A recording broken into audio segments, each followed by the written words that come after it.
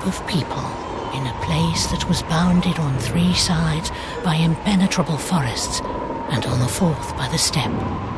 They were a strong, brave, and cheerful people.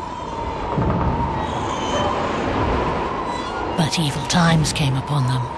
Other tribes came warring against them and drove them into the depths of the forest.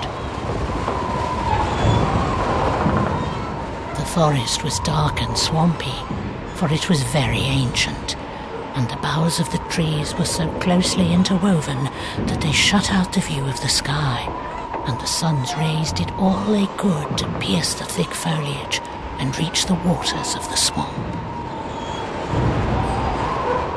And wherever they reached those waters, poisonous vapors arose, and the people began to get sick and die.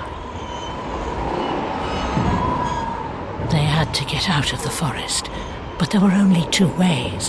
One was to go back over the road they'd come, but at the end of it strong and vicious foes awaited them.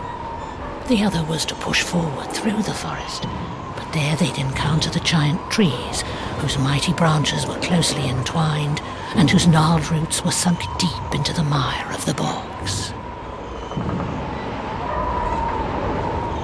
They were a brave people, and they would have fought to the death with those who had once defeated them, had they not feared being wiped out in the fight.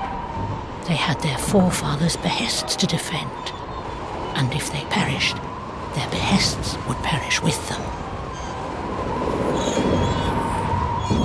So they sat pondering their fate through the long nights, with the poisonous vapors rising around them, and the forest singing its mournful song. And the shadows of the fires leaped about them in a soundless dance, and it seemed as if it weren't mere shadows dancing, but the evil spirits of forest and bog celebrating their triumph.